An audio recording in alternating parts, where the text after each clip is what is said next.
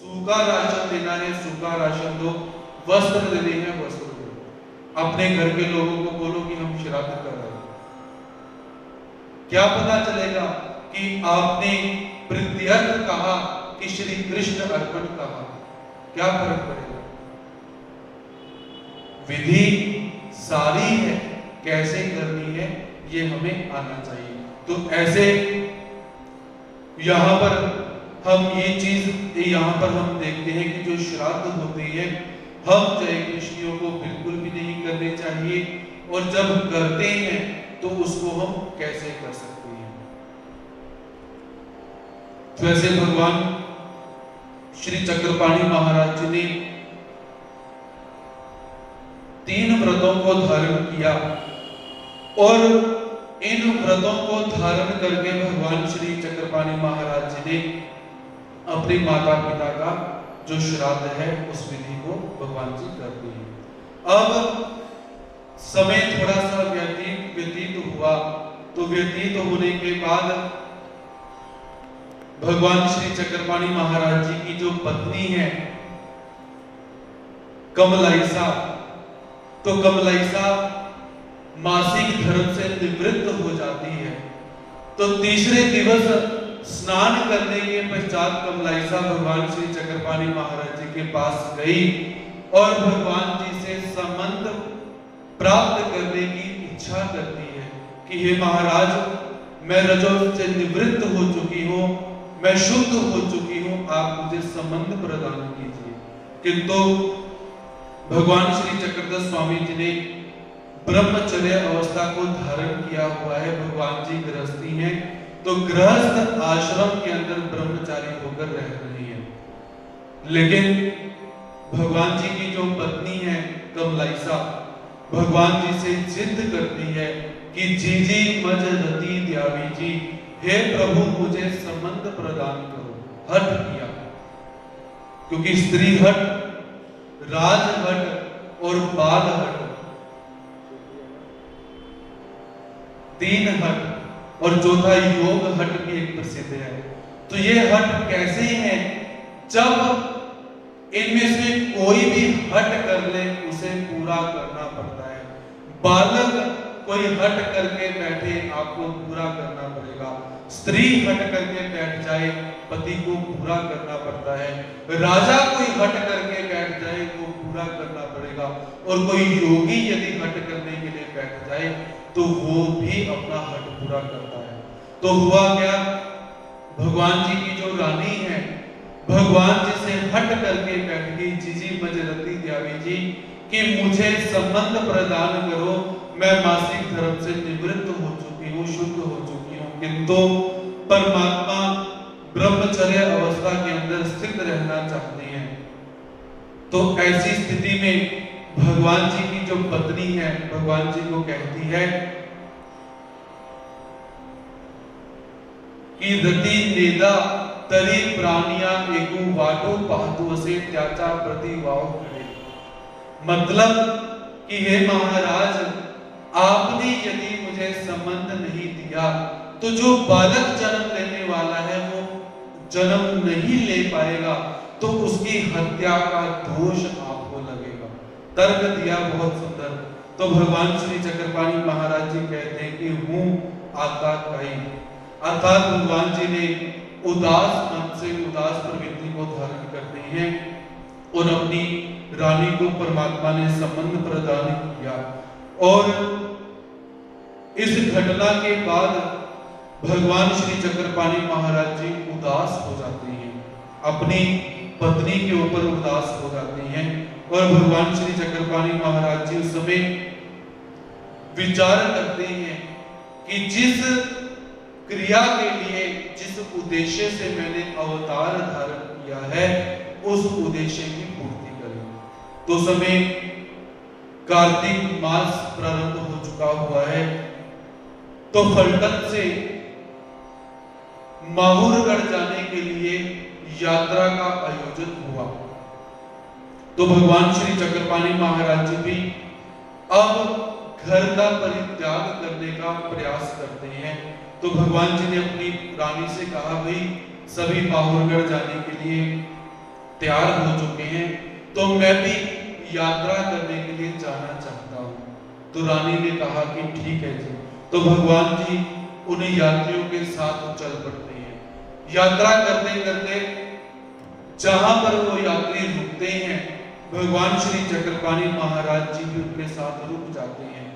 जहां पर वो मात्रा स्नान करते हैं, अर्थात अपने सामान के साथ, वहां पर भगवान जी भी मात्रा स्नान करते हैं। यात्री घाट के ऊपर से चढ़ते चले जाते हैं, तो भगवान श्री चक्रपाणि महाराज जी भी वहां पर क्या है, घाट के ऊपर पर्वत पर चढ़ते चढ़ते माहौरगढ़ की तरफ चलते हैं। तो उस समय भगवान श्री चक्रपाणि महाराज जी ने उत्तरा संगे धोत्र, भगवान जी ने वस्त्र कैसे डाला हुआ है कि कमर पर एक धोत्र बांधा हुआ है, जिसको नीचे से बांधकर उल्टी तरफ से उन्होंने ऐसे ऊपर वस्त्र को लाया हुआ है। उसके बाद जैसे एक थैला हम लोग लटकाते हैं, वैसे भगवान जी ने एक थैला भी लटकाया हुआ है। और भगवान जी के जो बाल हैं, वो बाल कैसे हैं, बीच में चीर किया हुआ है और दोनों तरफ भगवान श्री चक्रपाणि महाराज जी के बाल खुले हुए हैं। और श्री चक्रपाणि महाराज जी की मूर्ति सुंदर है, थोड़ी सी श्याम मूर्ति है। तो ऐसे भगवान श्री चक्रपाणि महाराज जी क्या है, सभी यात्रियों के साथ माहौरगढ़ जाने के लिए तैयार हुए पड़े हैं और चल रहे हैं। तो रास्ते में क्या हुआ कि जब जंगल का जो प्रदेश है वो प्रारंभ हो चुका हुआ है, बड़े बड़े बांस लगे हुए हैं, बांस की जाली लगी हुई है। तो यात्रा जा रही है, जाते जाते क्या हुआ कि बांस की जाली में से सामने से एक शेर आ जाता है, सिंह निकलता है। तो वो सिंह कौन है, कोई पशु नहीं है, भगवान श्री दत्तात्रेय महाराज जी पशु रूप के अंदर अवतार धारण करके वहां पर पधारे हुए हैं। तो जब लोगों ने देखा कि सामने से शेर आ गया, तो लोगों ने क्या किया, बाघू वाला कि शेर आ गया, शेर आ गया। जो आगे के लोग थे वो आगे की तरफ भाग जाते हैं, और जो पीछे के लोग थे वो पीछे की तरफ भाग जाते हैं। तो भगवान श्री दत्तात्रेय महाराज जी शेर के वेश में सामने आए और भगवान श्री चक्रपाणि महाराज जी के पास आकर खड़े हो जाते हैं। तो श्री दत्तात्रेय महाराज जी, जिन्होंने वाघ का रूप धारण किया हुआ है, उन्होंने क्या किया कि खड़े होकर अपना एक पंजा उठाया और श्री चक्रपाणि महाराज जी के श्री मुकुट के ऊपर, सिर के ऊपर रख दिया और अपने मुख के साथ भगवान जी का मुख लगाया। और हुआ क्या, वहां से श्री दत्तात्रेय महाराज जी ने श्री चक्रपाणि महाराज जी को परावर शक्ति प्रदान की। पर और अवर दो शक्तियां होती हैं, ये दोनों के दोनों शक्तियां प्रदान की और श्री चक्रपाणि महाराज जी ने उन दोनों शक्तियों को स्वीकार किया। और उसके पश्चात भगवान श्री दत्तात्रेय महाराज जी अदृश्य हो जाते हैं और भगवान श्री चक्रपाणि महाराज जी ने उन दोनों शक्तियों को स्वीकार करने के पश्चात पर शक्ति को छुपा कर रख दिया और अवर शक्ति के कार्य किए। पर शक्ति के अंतर्गत क्या आता है कि जितनी भी ईश्वर संबंधी वस्तुएं दी जाती हैं, ज्ञान दिया जाएगा, प्रेम दिया जाएगा और भी बहुत सारी ईश्वर संबंधी वस्तुएं हैं, वो पर शक्ति के अंतर्गत दी जाती हैं। और जितनी वस्तुएं देवताओं की दी जाती हैं, वो अवर शक्ति के अंतर्गत दी जाती हैं। तो भगवान श्री चक्रपाणि महाराज जी ने पर शक्ति के कार्य कम किए हुए हैं और अवर शक्ति के कार्य ज्यादा किए हुए हैं। तो इस प्रकार भगवान श्री दत्तात्रेय महाराज जी से ज्ञान शक्ति स्वीकार करने के बाद भगवान श्री चक्रपाणि महाराज जी नगर में प्रवेश करते हैं और नगर में प्रवेश करने के पश्चात सबसे पहला कार्य बूढ़ी करी थी। बूढ़ी अर्थात भगवान श्री चक्रपाणि महाराज जी भिक्षा प्रारंभ करते हैं और ऐसे करते करते माहुरगढ़ पहुंचे। तो माहुरगढ़ पहुंचने के बाद क्या है, मेरुवाला आरोहण करेंगे। मेरुवाला तालाब है वहां पर। जो लोग माहुरगढ़ गए हुए हैं उन्हें पता होगा कि वहां पर तालाब है, अब तो वो सूख चुका हुआ है। तो वहां पर भगवान श्री चक्रपाणि महाराज जी बैठकर भोजन किया करते थे। देव देवेश्वरी जहां पर भगवान श्री दत्तात्रेय महाराज जी आज भी निद्रा करते हैं, तो भगवान श्री चक्रपाणि महाराज जी वहां पर जाकर आराम किया करते थे, निद्रा करते थे। तो ऐसे कम से कम 6 महीने तक भगवान श्री चक्रपाणि महाराज जी माहुरगढ़ में निवास करते हैं। उसके पश्चात वैसाखी का महीना जब प्रारंभ हो जाता है तो वहां से पुनः एक यात्रा निकलती है, जो यात्रा द्वारका जाने के लिए प्रस्थान करती है। तो भगवान श्री चक्रपाणि महाराज जी उन लोगों के साथ निकलते हैं और द्वारका की तरफ भगवान जी प्रस्थान करते हैं और द्वारका में जाकर भगवान जी का अवस्थान हो जाता है। तो ऐसे भगवान श्री चक्रपाणि महाराज जी ने सबसे पहले श्री दत्तात्रेय महाराज जी को गुरु मानकर उनसे ज्ञान शक्ति स्वीकार की। तो यहाँ पर हम ये चीज देख सकते हैं कि परमात्मा स्वयं बुद्धमय स्वरूप है। परमात्मा का स्वरूप कैसा है, जिसमें कोई भी कमी नहीं है। तो फिर परमात्मा को ज्ञान शक्ति स्वीकार क्यों करनी पड़ी? जिसके पास पहले ही नॉलेज है वो किसी दूसरे टीचर के पास क्यों जाए? कारण कि हमारा पंथ कैसे है, कृपा ईश्वर की, आशीर्वाद गुरु का। इन सिद्धांतों को लेकर हमारा पंथ अग्रसर होता है और हमारे अवतार भी अग्रसर होते हैं। तो हमारे पंथ में जितना मान ईश्वर अवतारों को दिया हुआ है उतना ही मान गुरुओं को भी परमात्मा ने प्रदान किया है। तो गुरु परंपरा कहीं लोप ना हो जाए और निमित्त कारण लोप ना हो जाए, इसीलिए भगवान श्री चक्रपाणि महाराज जी ने यहाँ पर श्री दत्तात्रेय महाराज जी को निमित्त करके ज्ञान शक्ति का स्वीकार किया हुआ है। तो इसके पश्चात भगवान श्री चक्रपाणि महाराज जी द्वारका में प्रस्थान करते हैं, द्वारका में पहुंच जाते हैं। तो पहले द्वारका की कुछ लीलाओं का अनुसरण करें, बाद में जो फलटन की कुछ मुख्य लीलाएं होंगी उसकी तरफ अग्रसर होंगे। तो अब भगवान जी द्वारका में प्रवेश कर चुके हुए हैं, तो भगवान जी अब वहां पर क्या क्या करते थे? तो सबसे पहले भगवान जी की क्रीड़ा आती है सूप मार्जनी क्रीड़ा। तो परमात्मा है, परमात्मा के हाथ में कोई सोने की वस्तु होगी, परमात्मा ने बहुत सुंदर वस्त्र धारण किए होंगे, बड़े से सिंहासन पे परमात्मा बैठे होंगे, सामने लोगों की भीड़ पड़ी हुई होगी और परमात्मा को अच्छे अच्छे पकवान मिल रहे होंगे। लेकिन यहाँ पर विपरीत ही हमें देखने के लिए मिलता है।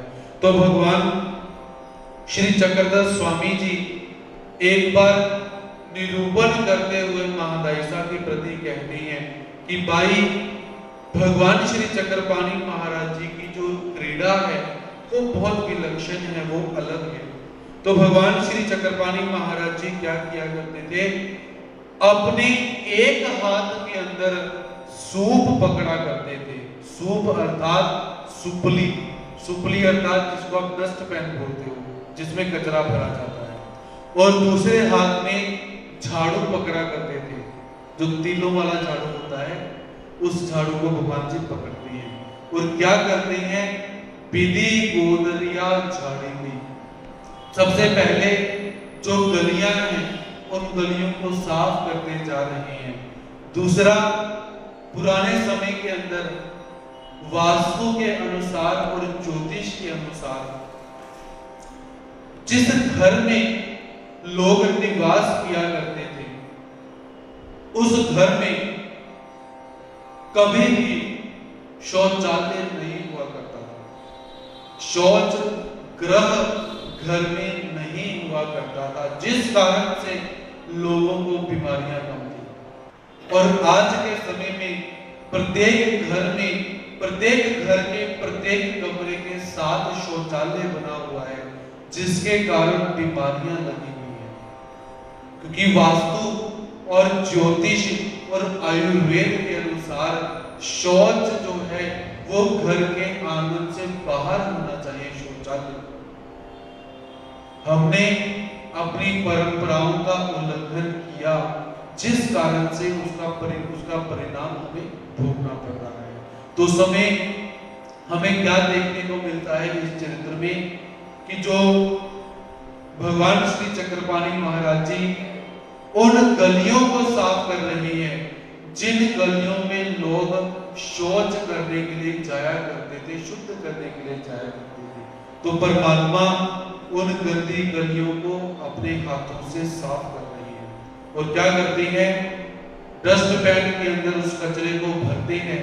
डस्टबिन उस समय छोटा नहीं है, बड़ा छज्जा जो आप लोगों ने देखा है जिसमें धान साफ किया करते थे, वो बड़ा छज्जा परमात्मा के हाथ में है। कचरा भरते हैं, अपने श्री मुकुट के ऊपर रखते हैं और उस कचरे को गोमती नदी में परमात्मा डाल देते हैं। और परमात्मा मुस्कुराते हैं, हंसते हैं। ऐसे अनंत जीवों को परमात्मा दान देते हैं। तो ये एक चरित्र हमने देखा। अब परमात्मा क्या इतने रिक्त बैठे हुए हैं कि गलियों को साफ कर रही है? क्या परमात्मा के पास कोई सेवादार नहीं है? आपको एक और सिद्धांत बताना चाहूंगा। आप लोगों ने देखा होगा कि कोई मंत्री जब कहीं पर जाता है तो आप लोगों ने क्या देखा कि मंत्री जी आने वाले हैं तो पहले वहां पर सारी की सारी व्यवस्था की जाती है जहां पर वो जाने वाले हैं। पूरा टाइम बांधा जाता है कि इस समय फलाने फलाने मंत्री जी आने वाले हैं, ऐसा करना है, वैसा करना है।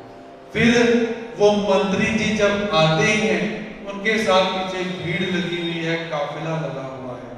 वो गए, सारे खड़े हुए, उनका मान सम्मान किया, वो आए, वो गए, काफिला फिर साथ चला गया। अब थोड़ा सा विचार करो, एक छोटे से मंत्री की ये गति है, तो क्या परमात्मा के आगे पीछे कोई नहीं है? सोचने वाली बात है।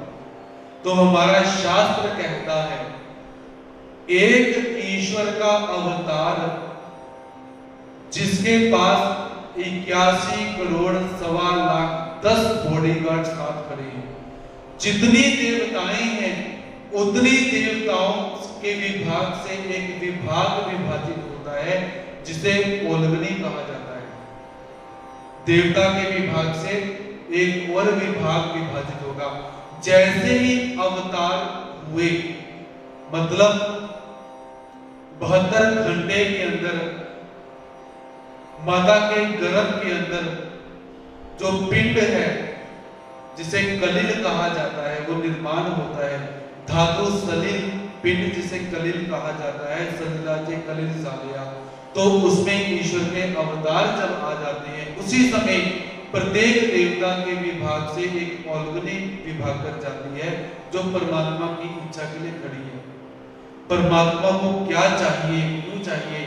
अर्थात जब परमात्मा की माता गर्भवती हो चुकी है, तो समय उनके आसपास 81 करोड़ 1.25 लाख 10 देवताएं खड़ी हैं उनका ध्यान रखने के लिए। इतना उनका मान है। और परमात्मा जो गलियों को साफ कर रही है, वो देवताएं उनके आसपास खड़ी हैं, बोलेगी नहीं। और परमात्मा की सोच मात्र से देवता उसी समय उद्यत है। परमात्मा को बोलना नहीं पड़ेगा। यदि अर्जुन जैसे और भगवान श्री कृष्ण महाराज जी द्वारका मथुरा में बैठे हैं और जरासंध जो है वो बार बार आक्रमण कर रहा है, तो भगवान जी याद करते हैं कि अरे भाई कुबेर, जाओ द्वारका में द्वारका निर्माण करो, और रातों रात सोने की द्वारका निर्माण हो जाती है।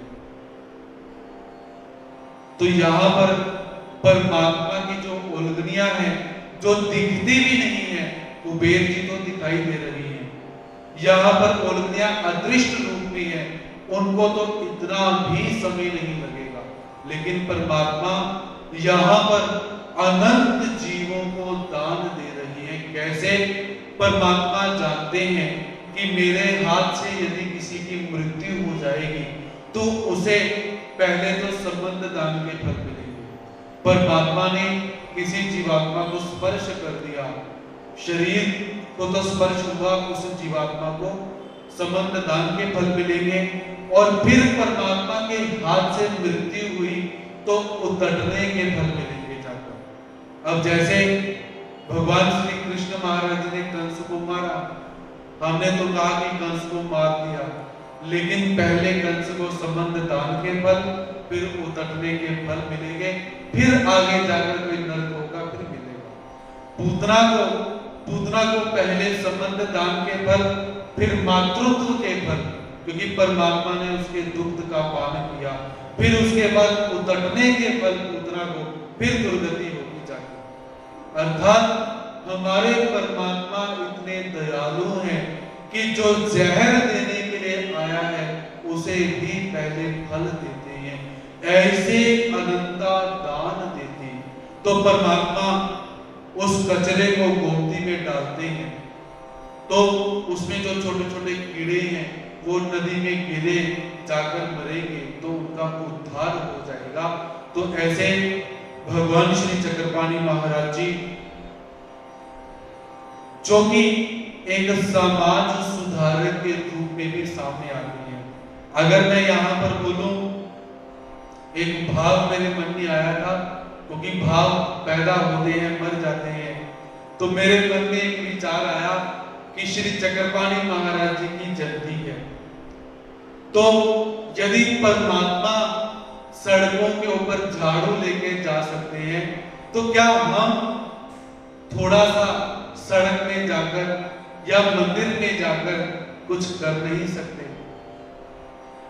विचार आया कि कुछ छोटा सा ऐसा कार्यक्रम रखा जाए, चाहे पासिया वाला चौक से शुरू करके यहाँ तक ही खत्म हो जाए कि परमात्मा का नाम लेते लेते झाड़ू लगाकर गली साफ की जाए। महाराष्ट्र में कर रही हैं।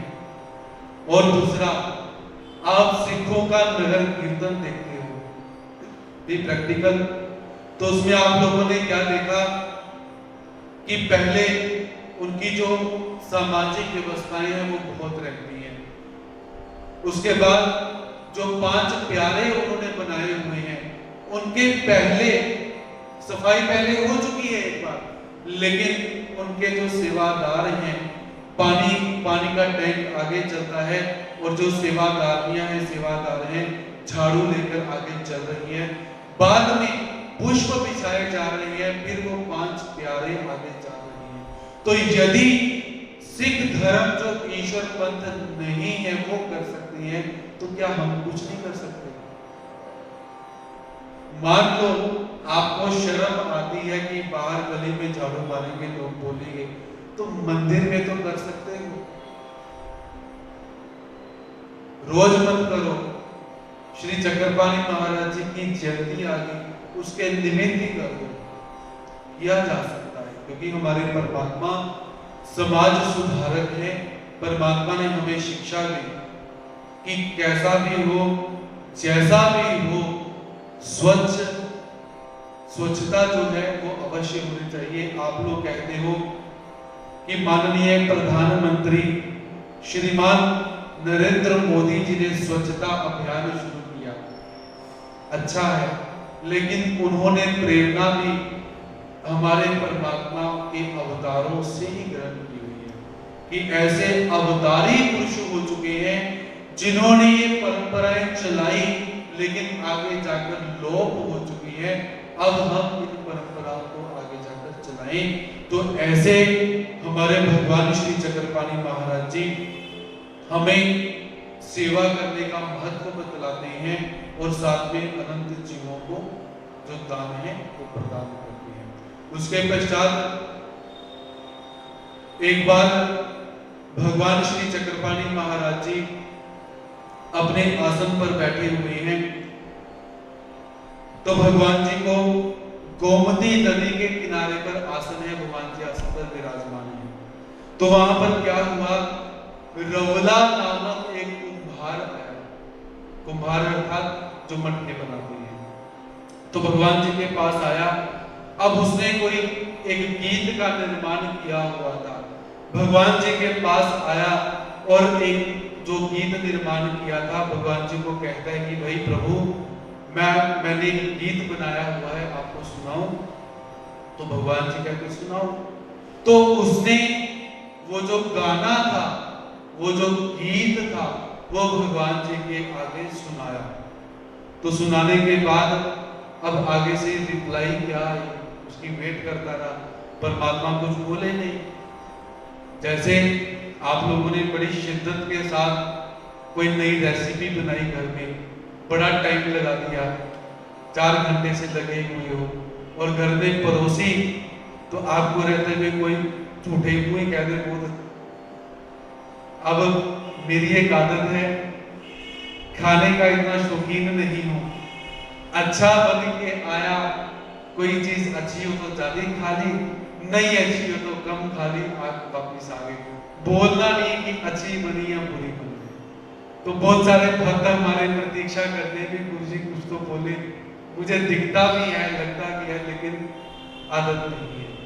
तो घर में हम कहते हैं कि इतना हमने उद्यत किया, कुछ बनाया, कुछ तो हमें आगे से कॉम्प्लीमेंट मिले, तो मिलता भी है, नहीं भी मिलता है। तो ये जो रवला था, ये भी प्रतीक्षा करता है कि कोई तो भगवान जी प्रशंसा करे, यार अरे यार कौन सुंदर बनाया गीत। तो भगवान जी को पूछता है, तो प्रभु ये गीत कैसा बना हुआ है? तो भगवान श्री चक्रपाणी महाराज जी कहते हैं, तुझा निर्वंशु होए ऐसा झाला, कि अरे रवलिया, तेरा निर्वंश हो जाएगा, ऐसा तूने गीत बनाया हुआ है।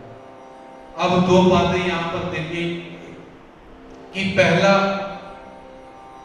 भगवान जी ने मुख से निकाल दिया कि अरे तेरा निर्वंश हो जाएगा, अब तो निर्वंश होना ही है, परमात्मा ने बोल दिया। दूसरा, उस गीत के अंदर शायद किसी देवता को क्षोभित करने वाला, किसी जीव को क्षोभित करने वाला कोई शब्द ऐसा होगा कि देवता रुष्ट हो गई होगी, इसीलिए परमात्मा ने ऐसा बोला होगा। तीसरा, परमात्मा ने भविष्यवाणी की होगी कि तेरा निर्वंश हो जाएगा। तो यहां पर गीत कैसे होने चाहिए भगवान हमें बतलाते हैं। तो पुराने समय के अंदर बहुत सारी नज़में हैं, बहुत सारी गजलें हैं, जिनको आज भी हम सुनते हैं। आप जगजीत सिंह जी को सुनिए, उसमें कोई शोर नहीं है, कोई शराबा, कोई वो नहीं, साइलेंट। आप जब सुनोगे आपको अंदर से शांति महसूस होगी। वो कभी कभी गजल गाते गाते नज़म में चले जाते हैं, नज़म गाते गाते गजल में चले जाते हैं। बहादुर शाह जफर की जो आखिरी नज़म है,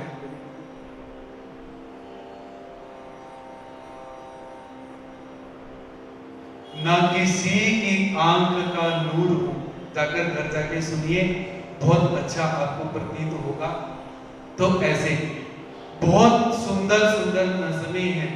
लेकिन एक बार मैं दिल्ली में गया, तो कोई एक विशेष कार्यक्रम था, तो उस कार्यक्रम के निमित्त रात को मैं वहां पर पहुंचा। तो रात को किसी भगत जी के घर में निवास हुआ, तो सुबह कार्यक्रम में जाना है, सुबह कार्यक्रम समाप्त हुआ, उस भगत जी के घर वापस आए। तो शाम को वहां पर कोई एक पास में झील थी, तो उस भगत जी का जो बेटा था वो कहता, गुरु जी आप बैठे हुए हो, आप कहीं जाते भी नहीं हो, कहीं घूमते भी नहीं हो, समय है तो चलो मैं आपको लेकर चलता हूँ।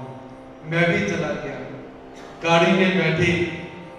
तो गाड़ी में बैठे उसने गाड़ी स्टार्ट की, तो गाड़ी स्टार्ट की, गाना चल रहा था। तो गाना क्या बजा, दिल करे चाहे चूं चाहे चूं चाहे चूं, वो जोर से गाना बजा। तो उसने, मैंने कहा अरे भाई ये क्या है? कहता गुरुजी आज के गाने हैं। क्या है? जाकर घर जाकर देखिए, ना शब्द ना अर्थ ना भाव, ना कोई अर्थांतर, ना कुछ व्युत्पत्ति, लेकिन हम लोग भी चल रहा है। कैसे गाने सुनते हैं? कुछ अच्छी चीज हो। पुराने समय के अंदर आप लोग देखिए कि जो तानसेन थे, तानसेन जब गाया करते थे तो जो पत्थर की मूर्तियां थी उसमें से आंसू निकलते थे। बैजू बावरा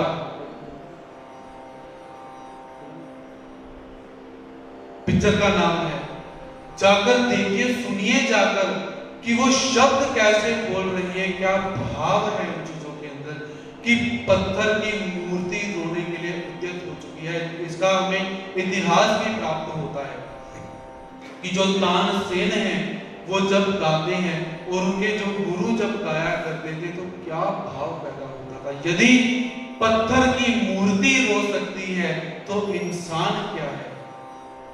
लेकिन धीरे धीरे करते करते साहित्य समाप्त होता जा रहा है। आज आपको दूसरा एक और चीज बताता हूं। पुराने समय में क्या होता था कि जो लेखक थे घर बैठते थे, कविताएं लिखा करते थे, कुछ गजलें लिखा करते थे, शेर लिखा करते थे घर में बैठकर। आज के समय में जो लेखक हैं वो बहुत कम रह चुके हैं। लिटरेचर धीरे धीरे, हमारा साहित्य खत्म होता जा रहा है। आज भी सॉन्ग्स की बात करूं, गानों की बात करूं तो पुराने गानों को ही रिमिक्स करके आगे दिखाया जाता है, नए बिल्कुल भी नहीं है। तो आप बुंदेलखंड की तरफ चले जाओ, राजस्थान की तरफ चले जाओ, उनका साहित्य विशेष प्रसिद्ध है।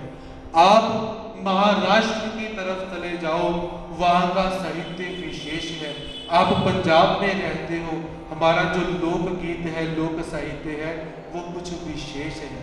लेकिन ये जैसे जैसे बॉलीवुड यहाँ पर पधार रहा है, वैसे वैसे हमारा साहित्य शून्य होता जा रहा है और हमारे जो बच्चे हैं वो भी इन्हीं चीजों को पसंद करते हैं। आप घर जाकर बोहेमिया को सुना तो आप क्या देखोगे कि वो बोलता क्या है समझ नहीं आता, लेकिन उसके पीछे ऐसी मिक्सिंग की हुई है कि वो आदमी कहता है बहुत सुंदर है। क्या बोलते हो पता ही नहीं है, कहां जा रही है। और दूसरा, ये जो चलचित्र हम देखते हैं इसका भी हमारे ऊपर, हमारे बालकों के ऊपर बहुत सारा प्रभाव पड़ता है। चलचित्रों में हिंदू राष्ट्र विरोधी तत्व दिखाए जाते हैं, चरित्र निर्माण का जो समापन करते हैं ऐसे चलचित्र दिखाए जाते हैं। मैं तो एक बात दावे से बोल सकता हूं कि आज अगर आप लोग सभ्य हो, कोई भी जिस परिवार में थोड़ी सी लाज लज्जा अगर बाकी है वो अपने बच्चों के साथ बैठकर टीवी कभी नहीं देख सकता। अकेले अकेले देख लोगे वो बात अलग है, आप एक फैमिली में बैठकर आप टीवी नहीं देख सकते, कब क्या चल पड़ेगा आपको नहीं पता। तो ऐसे धीरे धीरे हमारी सभ्यता समाप्त होती जा रही है और हमारे ईश्वर अवतार, हमारे ऋषि मुनि हमें क्या कहते हैं, मार्गाची प्रीति हुआवे, देहाची अनास्था हुआवे। ऐसे भजन होने चाहिए जिसमें हमारे ईश्वर के आश्रम की, मार्ग की प्रशंसा की गई हो, संतों की प्रशंसा की गई हो, शरीर की जो अनास्था है उसका गान किया गया हो, संसार की जो अनास्था है उसका गान किया गया हो। ऐसे भजन होने चाहिए, ऐसे गाने होने चाहिए। तो मैंने आपको पहले भी एक बात बतलाई थी कि अभी किसी एक मंदिर में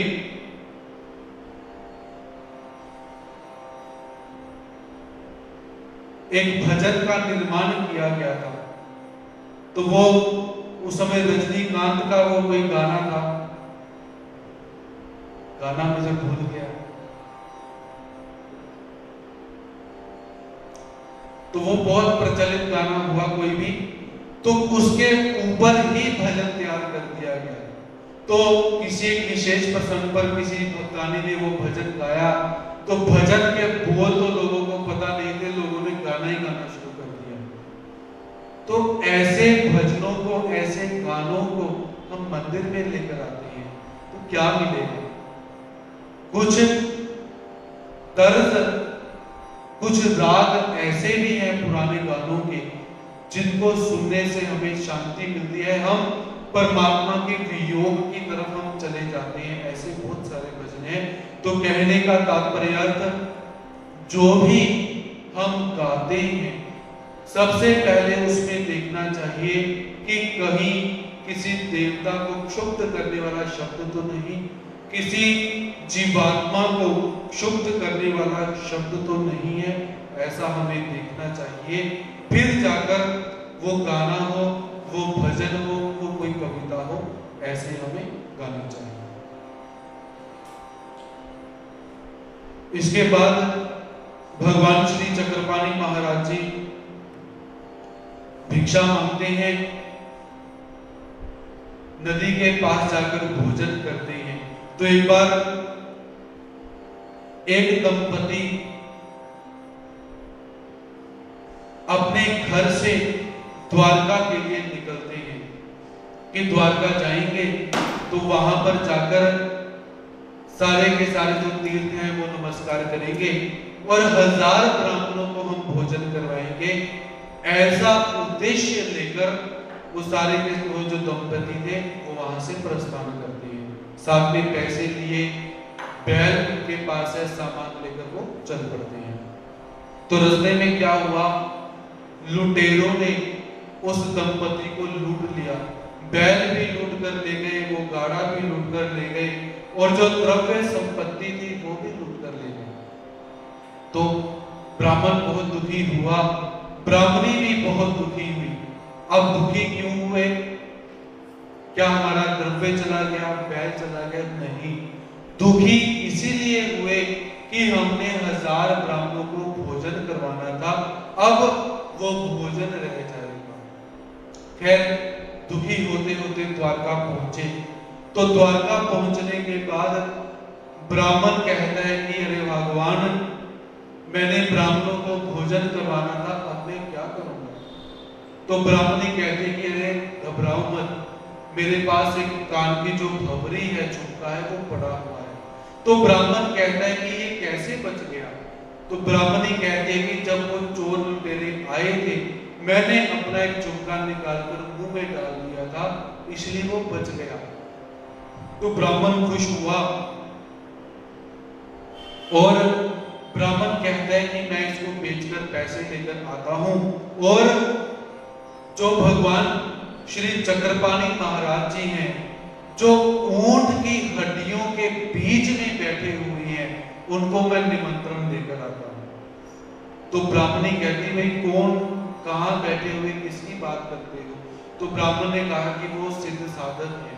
तो भगवान जी उस समय कहां पर बैठे हुए हैं?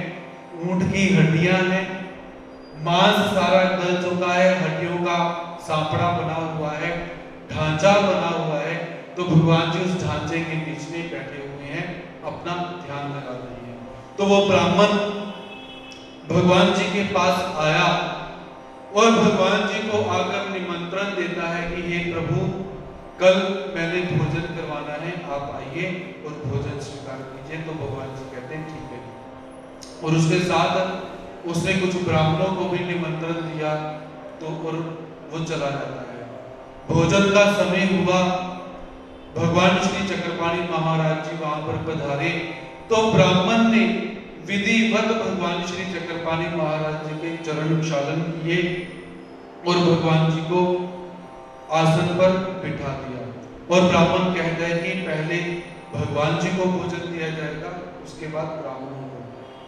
अब भगवान श्री चक्रपाणि महाराज जी जानते थे कि ये ब्राह्मण 1000 ब्राह्मणों को भोजन कराने का पुण्य प्राप्त करना चाहता है तो हम उसको ये पुण्य दे देंगे। भगवान जी भोजन करने के लिए बैठे और वो जो ब्राह्मणी थी, वो ब्राह्मणी भगवान जी को परोस रही है। भगवान जी खाना खा रहे हैं, वो परोसती रही, भगवान जी खाते रहे, वो परोसती रही, भगवान जी खाते रहे। अब ब्राह्मणी के मन में भाव आया कितना खाएंगे, तो ब्राह्मणी ने कहा भगवान जी कुछ परोसो। भगवान जी कहते हैं बस। जैसे ही मन में भाव आया भगवान जी ने कहा बस। अब दूसरी बात, अब कोई 500 बंदे का खाना खाएगा तो मन में भाव तो आना ही है, ये भी हम देख सकते हैं। तो भगवान जी ने हाथ धोए, भगवान जी वहां से चले जाते हैं। ब्राह्मण आया तो ब्राह्मण ने भगवान जी की पत्तल उठाई, 1 उठाई, 2 उठाई, 3 उठाई, 4 उठाई, 5 उठाई, 10 उठाई, 20 उठाई, 100 उठाई।